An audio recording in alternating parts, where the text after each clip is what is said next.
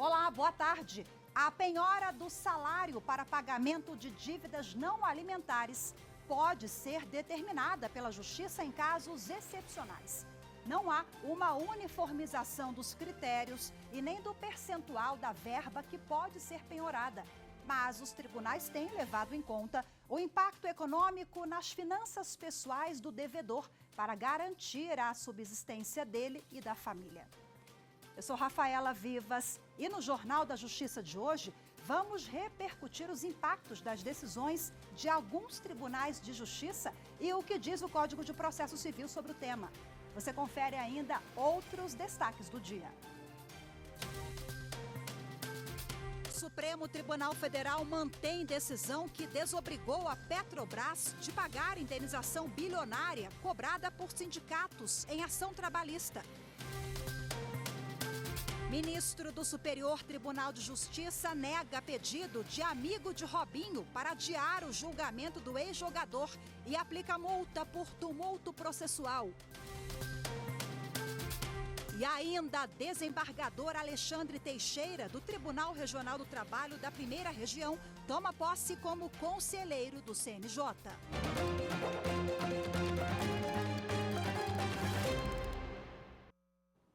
O Supremo Tribunal Federal manteve decisão que desobrigou a Petrobras de pagar uma indenização bilionária cobrada por sindicatos em ação trabalhista.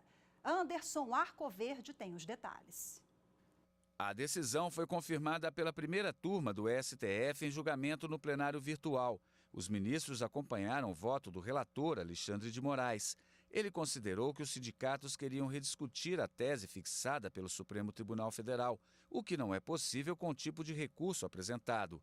O caso é referente a um acordo coletivo de trabalho de 2007, que estabeleceu a remuneração mínima por nível de regime, criada para corrigir desigualdades salariais entre trabalhadores de setores administrativos e de áreas de risco.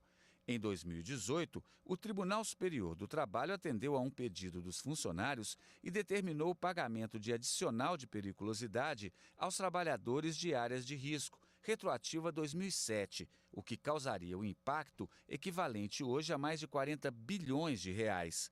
A empresa recorreu e, em novembro do ano passado, a primeira turma confirmou a anulação da ação trabalhista, porque considerou que o adicional de periculosidade já estava embutido na base de cálculo da remuneração mínima por nível de regime. Ao julgar o novo recurso, os ministros entenderam ainda que as alegações foram apresentadas com o objetivo de atrasar o cumprimento da decisão. Por isso, determinaram o fim da possibilidade de mais recursos e aplicaram multa de 1% sobre o valor da causa aos sindicatos. O presidente do Supremo Tribunal Federal, ministro Luiz Roberto Barroso, marcou para a sessão plenária de amanhã a continuidade do julgamento do recurso que discute se o porte de maconha para consumo próprio pode ou não ser considerado crime. As informações com Evne Araújo. O caso vai ser retomado com o voto do ministro André Mendonça, que em agosto do ano passado pediu mais tempo para analisar o processo. Até o momento, 5 ministros consideraram ser inconstitucional enquadrar como crime o porte de maconha para uso pessoal. O relator, Gilmar Mendes, Luiz Roberto Barroso, Alexandre de Moraes, Edson Fachin e a então presidente do STF, Rosa Weber. Apenas um voto considerou válida a criminalização, o do ministro Cristiano Zanin. Durante os debates, a maioria dos ministros se inclinou a aceitar a proposta feita pelo ministro Barroso no início do julgamento, ainda em 2015, para fixar um critério objetivo sobre a quantidade da droga que deve distinguir o tráfico do porte. O processo não trata do tráfico de entorpecentes, que vai continuar ilegal independentemente do resultado do julgamento aqui no Supremo. Como tem repercussão geral reconhecida, a decisão no caso vai valer como parâmetro para todas as instâncias da Justiça e, a depender da conclusão dos ministros, poderá servir inclusive para anulação de penas já fixadas. A discussão é sobre a constitucionalidade de um trecho da Lei de Drogas de 2006 que prevê como crime de menor gravidade a posse e o porte de entorpecentes para consumo pessoal. Nesses casos, de acordo com a legislação, o usuário é punido com advertência, serviços comunitários e medidas educativas. O caso chegou ao STF depois que a Defensoria Pública de São Paulo recorreu de uma decisão que condenou um homem flagrado com 3 gramas de maconha. Para a Defensoria, o argumento usado no julgamento contraria o princípio da intimidade e da vida privada, uma vez que o consumo pessoal não causaria danos a outras pessoas. O Tribunal de Justiça do Rio de Janeiro manteve, durante a audiência de custódia, a prisão preventiva do dono de um ferro velho, Edilson Barbosa dos Santos, conhecido como Orelha. Ele é acusado de ajudar os assassinos da vereadora Marielle Franco e do motorista dela, Anderson Gomes, a se desfazerem do carro usado no dia do crime. Edilson foi preso no dia 28 em Santa Cruz da Serra, Duque de Caxias, pela Polícia Federal e pelo Grupo de Atuação Especial de Repressão ao Crime Organizado do Ministério Público. Segundo a investigação, ele impediu e atrapalhou a apuração dos fatos ao destruir o veículo. O Superior Tribunal de Justiça negou o pedido de Ricardo Facco, amigo de Robinho, para adiar o julgamento do ex-jogador e aplicou uma multa por tumulto processual. A repórter Marina Campos tem as informações. O relator do caso no STJ, ministro Francisco Falcão, negou o pedido do amigo do jogador Robinho para adiamento da sessão de julgamento da Corte Especial, marcada para o dia 20 de março. A sessão vai analisar a homologação da sentença que condenou o atleta a 9 anos de prisão por estupro na Itália. Ricardo Falco também foi condenado pela justiça italiana à mesma pena pelo mesmo crime. Mas o pedido de homologação em relação a ele está em outra fase processual. Segundo a defesa de Falco, o adiamento da sessão seria necessário para que os 2 pedidos de homologação da sentença italiana em relação a ele e a Robinho fossem julgados de forma simultânea. Para a defesa, o julgamento separado poderia acarretar cerceamento de defesa e decisões contraditórias, já que os 2 processos dizem respeito aos mesmos fatos. O relator, ministro Francisco Falcão, explicou que, embora o caso tenha a mesma origem na justiça italiana, foram instaurados procedimentos de homologação distintos para garantir o exame de situações específicas de cada pessoa. Falcão lembrou que, enquanto o pedido de homologação referente a Robinho já está pronto para análise de mérito pela Corte Especial, o processo relacionado a Ricardo Falco aguarda pronunciamento do governo da Itália e, posteriormente, ainda poderá ter manifestação tanto da defesa quanto do Ministério Público Federal. Ao indeferir o adiamento, o ministro Francisco Falcão condenou Ricardo Falco ao pagamento de multa de 1 salário mínimo por entender que o pedido teve apenas o objetivo de tumultuar o andamento dos processos. A seguir, vamos falar sobre a penhora dos salários de devedores para quitar dívidas que não sejam relativas à pensão alimentícia. Os detalhes em instantes, voltamos já.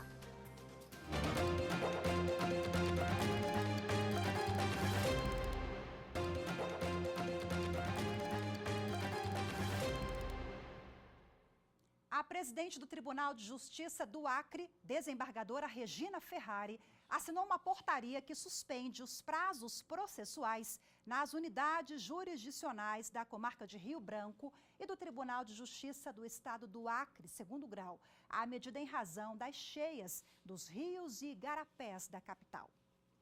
Bom, a contagem dos prazos fica suspensa até dia 7 de março. E as audiências e as sessões já marcadas ocorrerão normalmente, salvo se as partes comprovarem nos autos a impossibilidade. Nesse caso, a preferência é pela realização de audiências por videoconferência.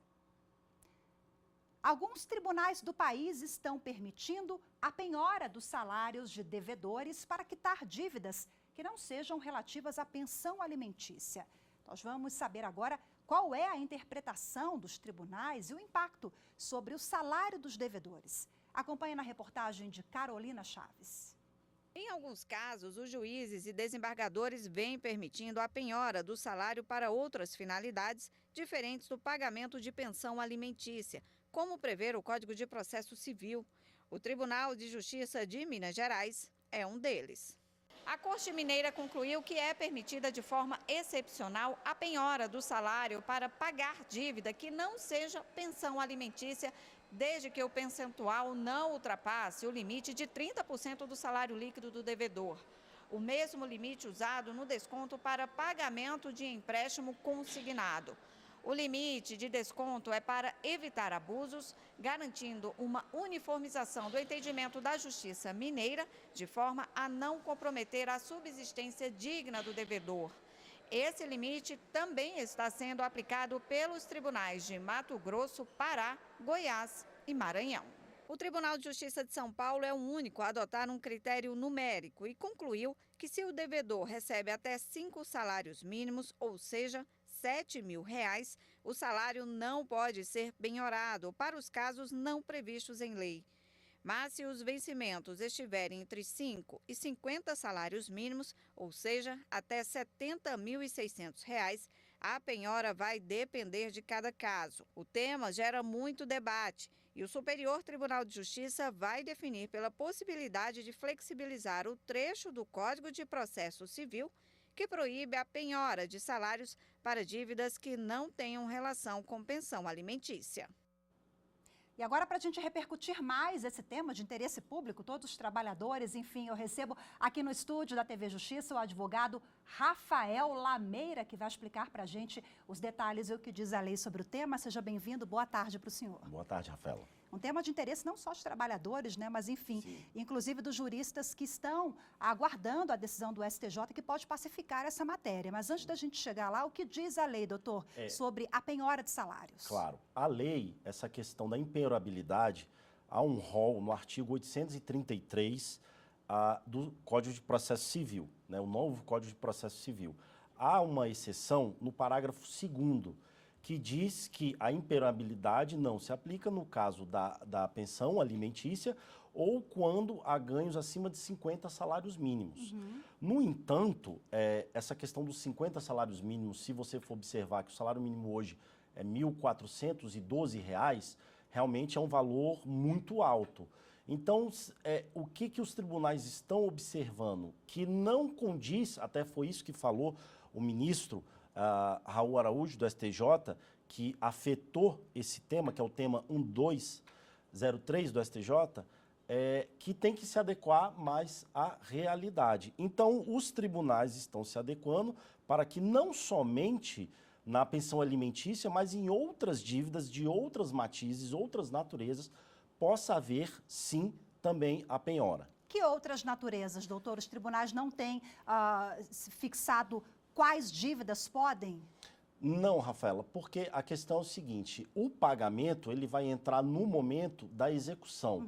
É o que a gente chama que o nosso processo civil tem um sincretismo processual, que tem a questão do cumprimento de sentença ou quando já inicia uma execução. Mas o fato é que tem que ter essa questão do salário mínimo, não pode chegar a esses 50, porque senão fica muito alto e não consegue dar essa efetividade. E aí a gente pode compreender que essa relativização do artigo lá do CPC tem sido 833. feita pelos tribunais Sim. para garantir a efetividade das decisões, porque tem aquela sensação do ganhou, mas não levou. Exatamente, é o bordão que a gente escuta, né? Ganhou, mas não levou. Então, de fato, os tribunais têm aplicado. Se você for olhar, tem correntes favoráveis, né? Que pode realmente quitar dívidas quem ganha menos de 50 salários mínimos. Tem pessoas que não. Ambos utilizam o princípio da dignidade da pessoa humana, mas aqueles que dizem que não podem excetuar abaixo de 50 salários mínimos é o princípio da proteção legal do salário. Então, como é uma exceção e é uma exceção restritiva de direito, você não pode simplesmente ficar utilizando exceções em cima de exceções. Agora, como a gente havia conversado já no início, 50 salários mínimos é muito alto. Aí caímos no ganha, mas não leva, né? Então, os tribunais também estão sendo favoráveis, utilizando também o princípio da dignidade da pessoa humana, junto com a proporcionalidade, a razoabilidade e a adequação de cada caso. Então, para dar um exemplo, por exemplo, se há uma dívida onde uma pessoa ganha 40 salários mínimos, e aquela dívida dele sei lá, seja R$2.000, seria justo não executar esse valor, entendeu? Então, é o caso a caso e a proporcionalidade de cada pessoa. Bom, hoje não temos essa uniformização, por isso que cada tribunal tem ali o seu argumento, né, a sua decisão. Cabe a uniformização por meio do Superior Tribunal de Justiça e por isso que citamos há pouco, doutor, o STJ vai ali criar uma tese sobre esse assunto para os demais casos. Isso, exatamente. O que acontece? Há um artigo do CPC que entra na sistemática de recurso repetitivo. Quando se observa no tribunal uma pluralidade de decisões sobre o mesmo tema e que se tornam muito conflitantes, e até pela nossa conversa, né, pelas perguntas, você vê que será que pode, não pode, é afetado ao tribunal pela sistemática do recurso repetitivo, e o tema lá no STJ é o 1230, né, que foram os julgados do ministro Raul Araújo, que chega a um consenso, digamos assim, no que tange ao julgado e o que poderia ou não poderia em relação à exceção do parágrafo 2º do artigo 833 do CPC. Então, essa afetação ocorreu em dezembro de 2023, vai para a Corte Especial, né? Esse é o regramento do regimento interno do STJ, vai afetado nessa sistemática que consta no CPC do recurso repetitivo, e aí a Corte Especial uniformiza o que é o entendimento que vai recair sobre o parágrafo 2º, o artigo 833 do CPC. Rapidinho, para a gente fechar, já temos entendimentos em torno do percentual que pode ser penhorado, 30% ou não ficou definido ainda? Não tem essa questão do percentual, no entanto, é meio que já o senso comum, o lugar comum desses 30%. Por um acaso existe aqui no Distrito Federal a lei complementar, que inclusive tiveram várias repercussões, de uma limitação no que diz respeito ao empréstimo. Mas basicamente não está definido, ainda vai ser definido. Maravilha, muito obrigada pela presença do senhor, pelos esclarecimentos conosco. Uma boa tarde e até a próxima. Obrigado, Rafael. A seguir, desembargador Alexandre Teixeira, do Tribunal Regional do Trabalho da Primeira Região, toma posse como conselheiro do CNJ. Os detalhes em instantes, voltamos já.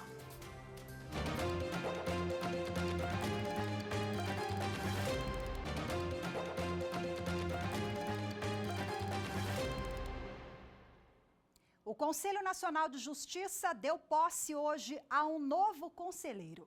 O CNJ realiza a segunda sessão ordinária do ano. A repórter Carolina Chaves tem os detalhes do que já aconteceu na sessão e da posse do novo integrante. Vamos conferir. Desembargador Alexandre Teixeira assumiu a vaga deixada pela conselheira Jane Granzotto como representante da Justiça Trabalhista.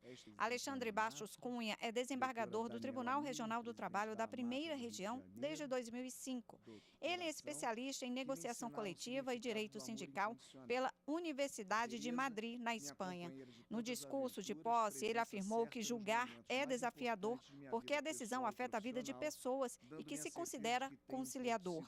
O novo conselheiro disse que no CNJ vai trabalhar para diminuir a desigualdade social e garantir a pacificação da sociedade. O CNJ cada vez mais ilumina a necessidade de adoção de políticas voltadas para o alcance efetivo de equidade nas relações sociais, de não discriminação segundo quaisquer perspectivas, seja de gênero, racial, econômica, etária, etc. A sessão será retomada à tarde com a assinatura de um acordo entre o Conselho, a empresa Vale, o Banco do Brasil, a Petrobras e a Eletrobras para ampliar o programa Novos Caminhos. A iniciativa busca desenvolver potencialidades e contribuir para a autonomia de crianças e adolescentes que se encontram ou que já passaram por medida protetiva de acolhimento. Também hoje será inaugurada uma exposição em homenagem às mulheres que servem ao CNJ em referência ao dia 8 de março. O presidente do CNJ comentou a data. Ele lembrou que 49% do Conselho são mulheres, mas que ainda é preciso trabalhar para a paridade em outros setores do Judiciário. Barroso também falou da necessidade de combater a violência doméstica e comentou a polêmica sobre a questão do aborto. Nós temos que educar as pessoas, conscientizar as pessoas que homem que bate em mulher não é macho, é covarde, e as pessoas terem essa percepção de que isso não é legítimo, isso não é possível. E penso que conscientizar a sociedade de que ser contra o aborto, não praticar o aborto, pregar contra o aborto, não significa que se deva prender a mulher que tenha passado por esse infortúnio. Barroso também anunciou a campanha A Justiça por Todas Elas, idealizada pelo CNJ para marcar o mês da mulher. O objetivo é destacar que o Conselho entende que cada mulher exige uma demanda diferente e reafirmar que para todas elas existe a justiça. E a justiça está aqui, por todas elas. Hoje à noite tem sessão plenária no Tribunal Superior Eleitoral, com transmissão ao vivo pela rádio e TV Justiça, também pelo canal do TSE no YouTube. O repórter Fábio Ruas tem os destaques da pauta de julgamentos.